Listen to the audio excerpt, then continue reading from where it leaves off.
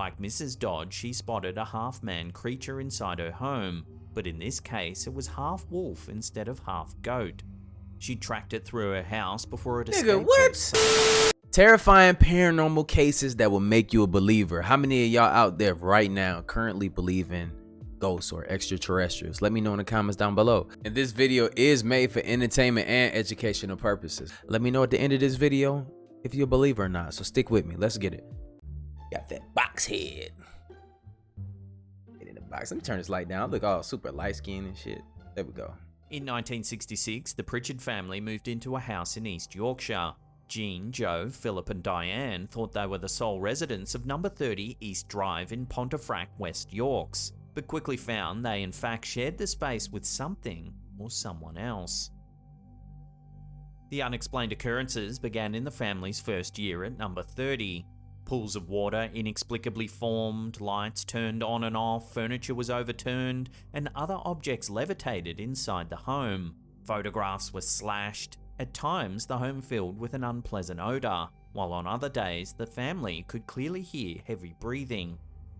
In time, the family began to catch glimpses of a figure clad in black robes.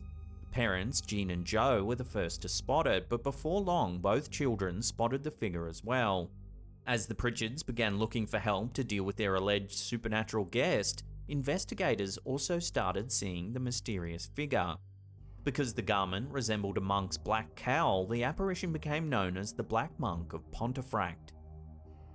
Others became involved in the investigation. A number of exorcism attempts failed as vicars, local police, paranormal investigators, and even the local member of parliament attempted to help the Pritchards with the haunting. Daughter Diane, aged 12 at the time the family moved into the home, increasingly seemed to be the object of the ghostly monk's attention. This would prove important as one paranormal investigator finally began to track down some answers. Tom Cuniff worked for years on the Pritchard case.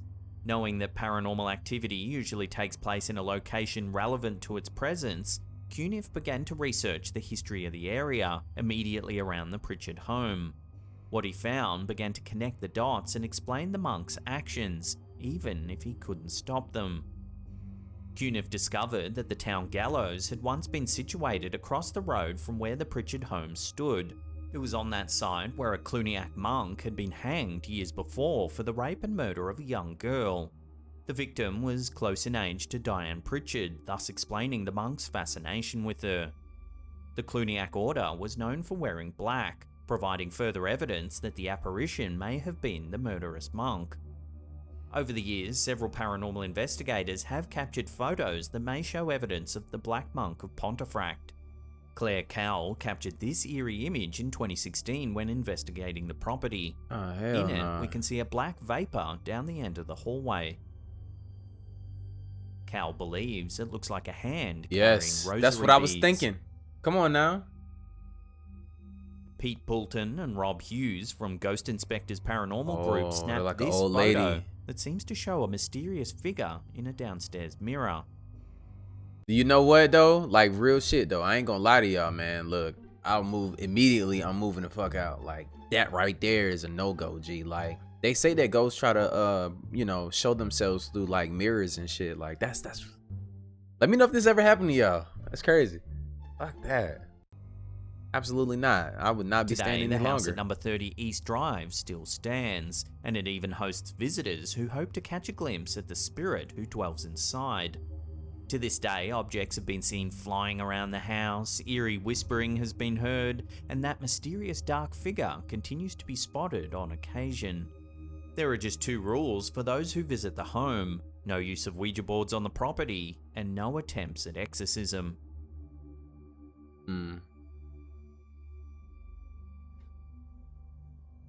Many paranormal cases feature a haunted place, but sometimes it appears to be a person who is haunted.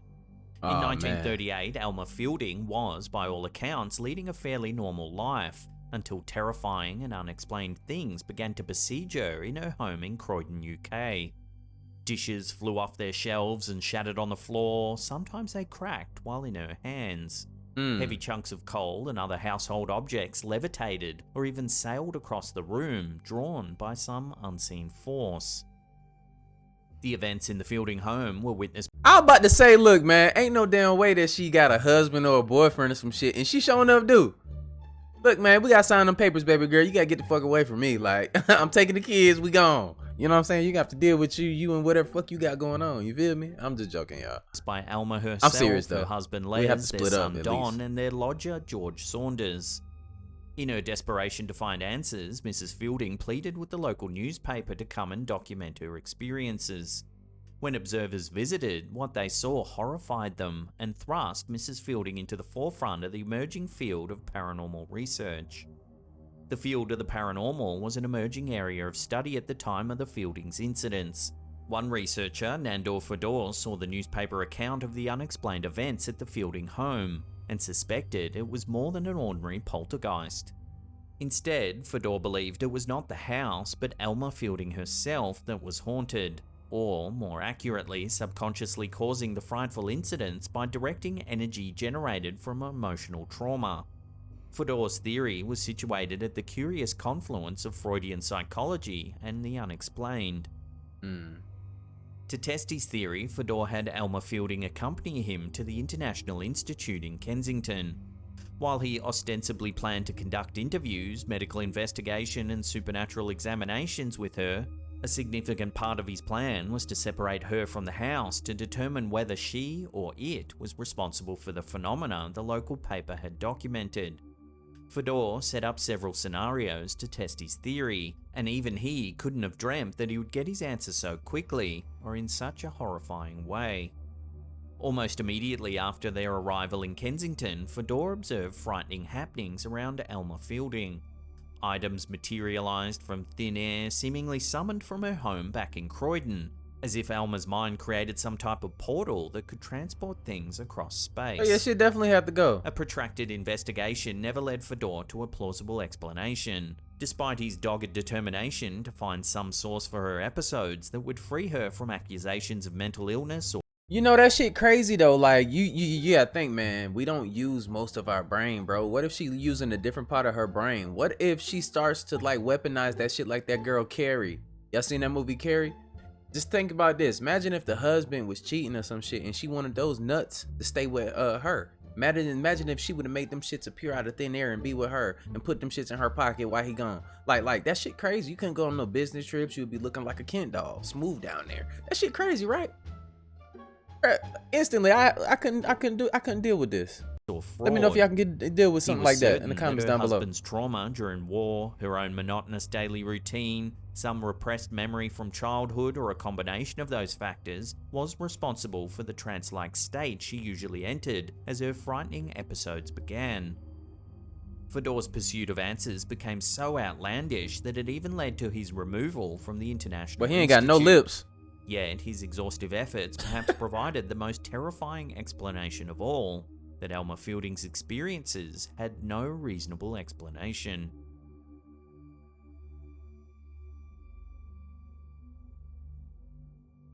In November of 2011, Latoya Ammons moved with her 3 children and her mother, Rosa Campbell, into a home in Carolina Avenue in Gary, Indiana. Within weeks, the home's screened-in porch became populated with large flies, a very unusual occurrence for December in northern Indiana. Further, it seemed that no matter how many flies the family killed, more came in their place. The greater terror began when Latoya's children became the target Man, it's probably because the house dirty, man. Look, I'm just gonna tell the truth. We're gonna see though. of strange We're gonna see. events. It started with her 12-year-old daughter, whom Campbell allegedly discovered floating unconscious above her bed. The child eventually returned to her bed and awakened unaware of what had just happened.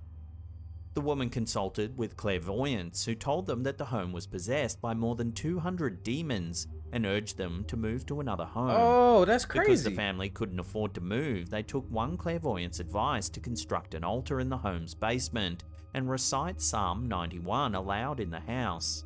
This step brought the family 3 days of peace before the possession resumed worse than ever.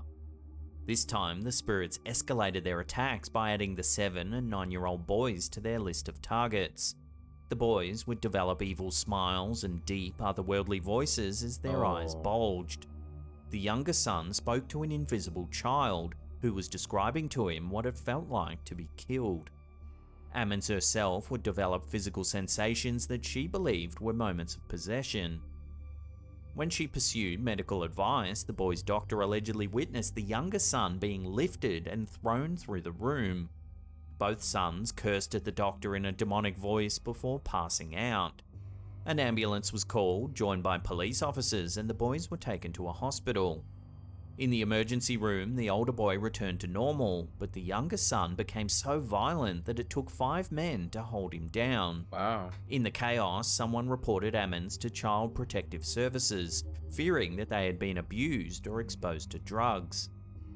Perhaps the most striking thing about the case at this point is the growing quantity of documentation from professional and separate parties, testifying to the nature of the possessions.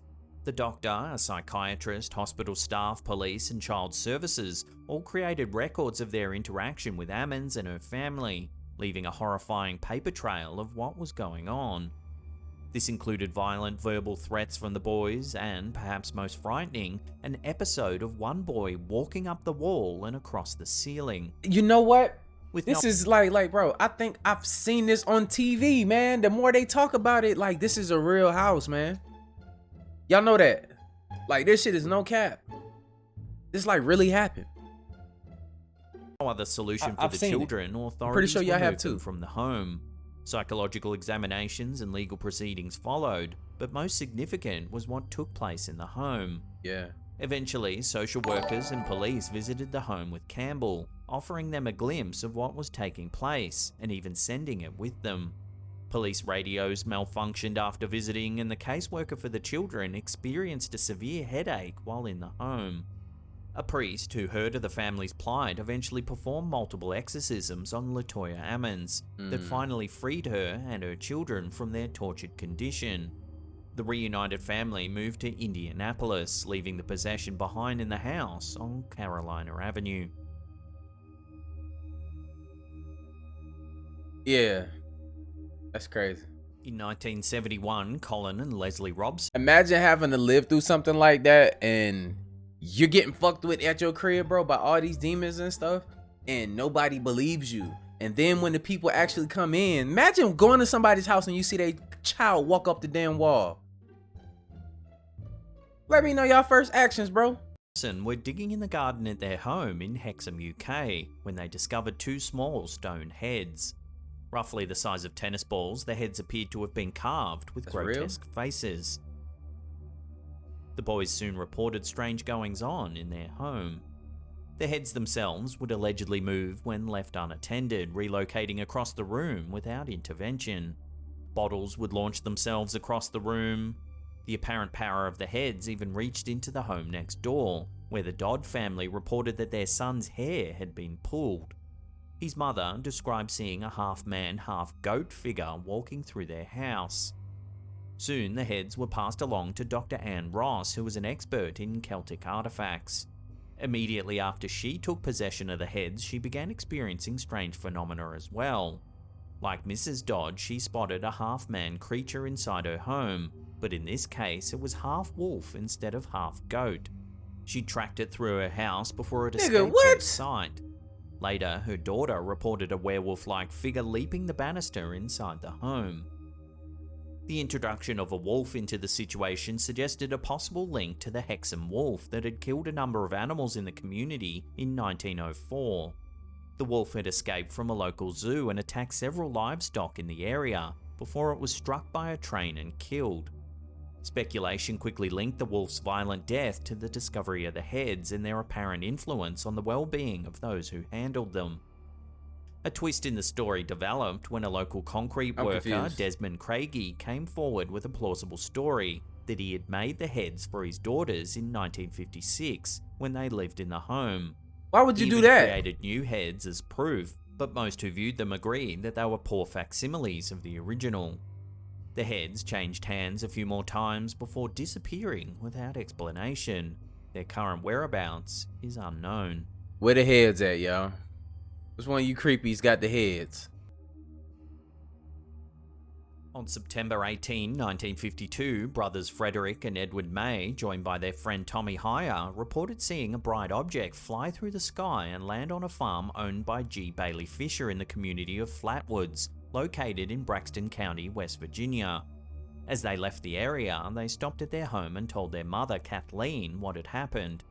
She called West Virginia National Guardsman Eugene Lemon, who accompanied her, the original 3 boys, and several other children back to the Fisher farm.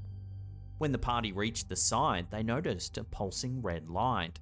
They directed their flashlights on the source and spotted a large human-like figure with a broad hood and small hooked arms. Its red face was shaped like a spade from a playing card with glowing orange eyes. The figure hissed and began to drift towards the group, causing Lemon, the guardsman, to drop his flashlight and scream. At this point, the rest became frightened and dispersed.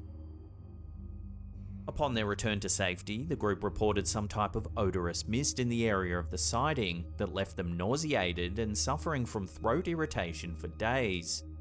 The local sheriff had been investigating a report of a plausible plane crash in the same area, but found nothing. That didn't sound like no paranormal symptoms, man. That sound like radiation, or you got an STD in your throat. Like what y'all was out here doing in them damn woods and shit. You know what I'm saying? Out here, look, man. Stop telling on yourself. A newspaper reported apparent skid marks in the area and some type of thick gummy material on the ground in the area. This soon gave credence to the theory of a UFO landing that was quickly linked to the figure seen by the Mays and their group. A variety of theories have emerged that attempts to explain the Flatwoods Monster as a barn owl, and the physical reactions of the investigators to exertion and hysteria. Yet, there remains no detailed explanation that ties together the bright light, the evidence of a possible landing, and the mysterious figure itself. The mountainous nature of the area would have offered many routes for escape and hiding that anyone, or anything, could have easily avoided detection. The bright light in the sky has been linked to other sightings of a meteor in the area on the same night, but anything entering the atmosphere would resemble a meteor beyond a certain distance. Given the proximity of the Mays and Tommy Hire to the only other unexplained events of the night, it would seem that their account carries considerably more weight than that of people who saw nothing more than a brief flash of light from hundreds of miles away. The explanation of the witnesses' physical symptoms falls short as well. While it's true that anyone can experience nausea, vomiting, and throat irritation when frightened or exhausted, these symptoms usually fade as soon as a person calms down, gets some rest, and perhaps even some hydration. The witnesses had their symptoms for days, a situation far more similar to exposure to mustard gas than to simple fatigue or fear. So what actually happened in Braxton County all those years ago still remains a mystery to this day. You want to know what's crazy? What makes that interesting, man, is because the simple fact is, the point I'm going to keep bringing up, man. Have you ever been in a situation where something happened to you and you know that it happened and you're not crazy and nobody believes you? That's why I leave the conversations open for people to get stuff off their chest and say what you experienced in your life. I'm not saying that you're crazy. Some of y'all really might just be crazy for real, but at the same time, it's worth to take a listen because, some people might be going through some real shit and nobody believes them. But look, at the end of the day, man, let me know how y'all feel about this, man. Do y'all think that ghosts are real? Do you think that aliens are real? Have you had any experiences, or is this just a figment of our imagination? Are we in a universe just by ourselves? That's questions that, none of us really have the 100% facts to, but I think we're getting closer and closer to it. But I'll see you on the next video. Like I always say, spread love because there's too much hate in this world. Love you guys. See you on the next video. And I'm out though. Blah.